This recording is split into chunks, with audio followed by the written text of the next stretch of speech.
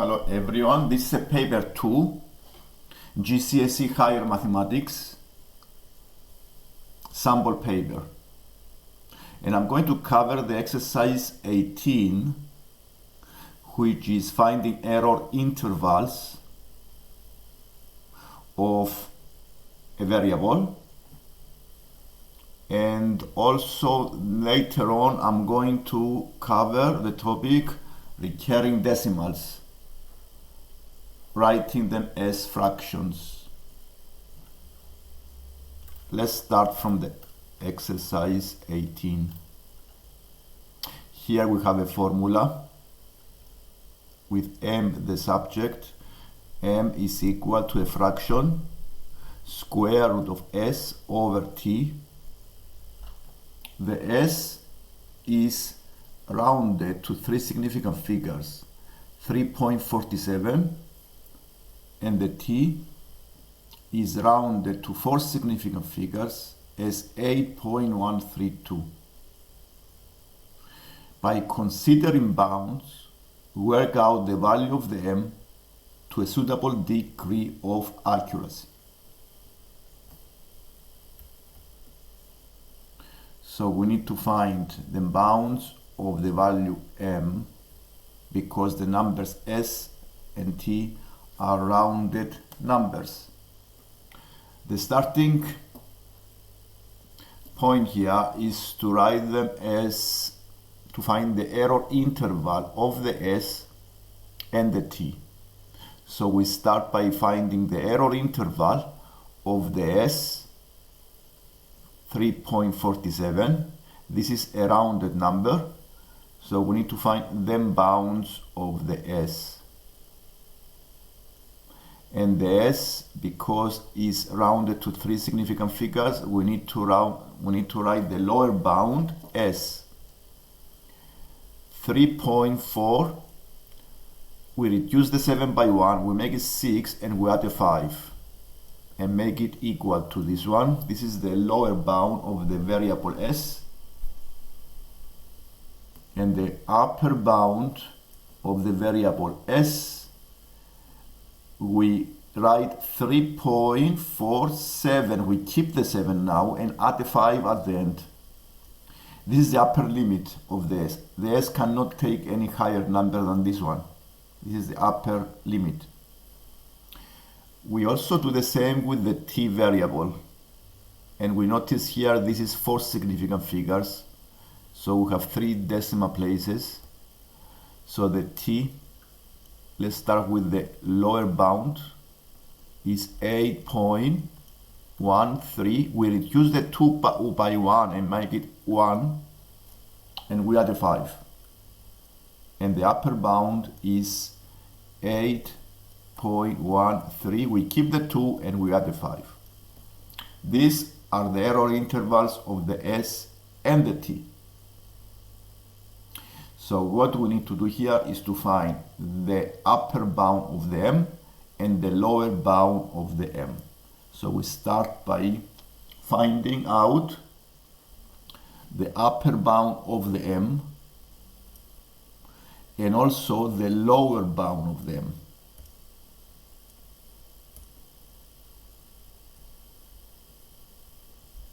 And the m is a fraction. So the upper bound, it will be when the s takes the maximum possible value, the upper limit. So we may take the upper bound of the variable s and we take the square root and we divide by the lower bound of the s, of the t, because the t is denominator. And also the lower bound of them, we take the square root of the lower bound of the s and we divide by the upper bound of the t. And now we put the numbers because we already have the numbers on these two inequalities. And as you already know here, this is the lower bounds and these are the upper bounds.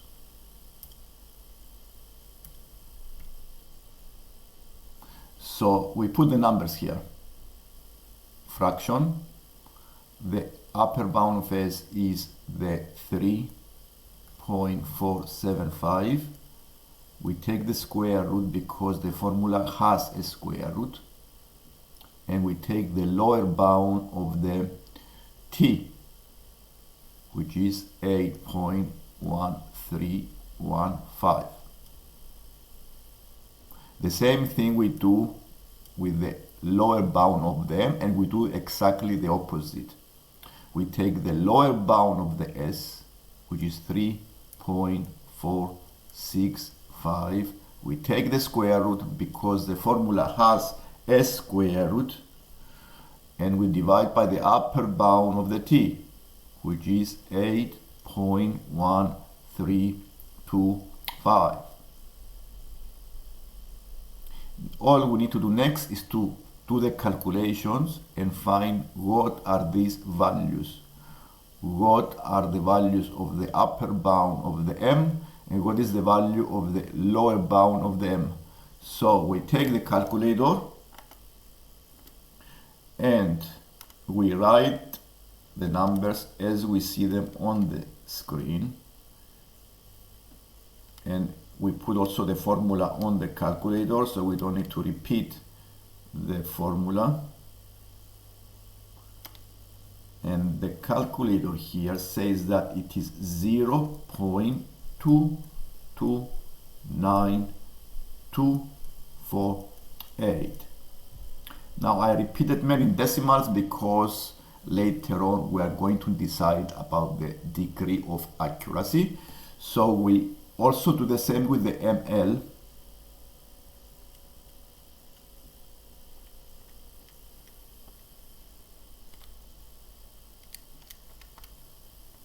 Finding the lower bound of them.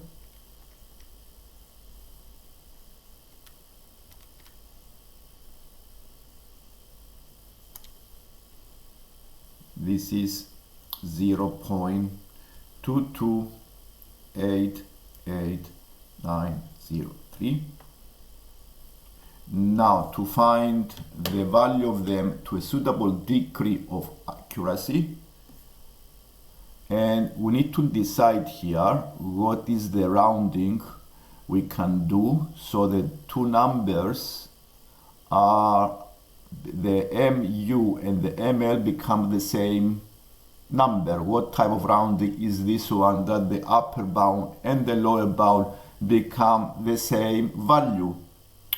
So if I round to, let's say, 3 significant figures, if I round to 4 significant figures, then 1, 2, 3, 4, the answer will be 0.229 here. If I round the other number to 4 significant figures, this will be 229. It's exactly the same. Let's try the 5 significant figures. 1, 2, 3, 4, 5. It would be 9, 2. It's not possible. So I think 4 significant figures, we have exactly the same value. 1, 2, 3, 4 is 92. Actually, 1, 2, 3, 4, 92. 1, 2, 3, 4 is 90. So this is not 3 significant figures, will be better. We have exactly the same value in 3 significant figures. 1, 2, 3 is 229. 1, 2, 3 is 229. So the answer, the value of them will be 0.229 to 3 significant figures, because 3 significant figures give you exactly the same value in both of the numbers. And if you try to do 4 significant figures, you see the numbers are not the same.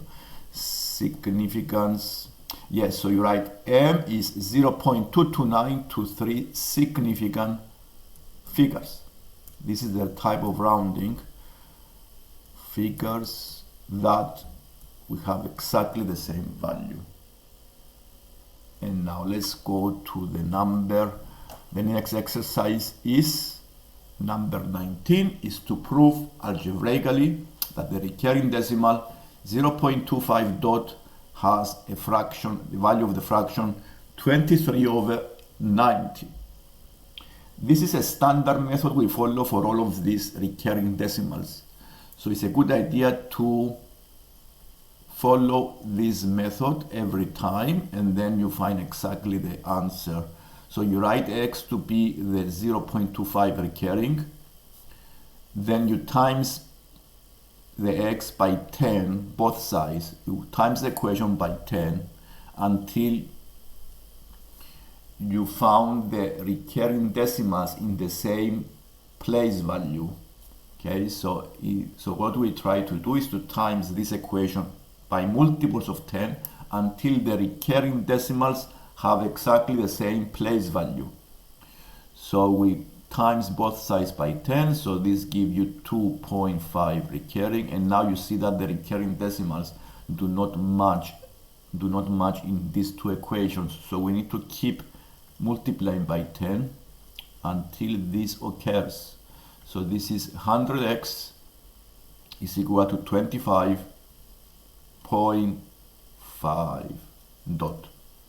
And now, by looking carefully at these two equations, the second and the third equation, now you may write it, the second equation and the third, you see that the recurring decimals came into exactly the same place value.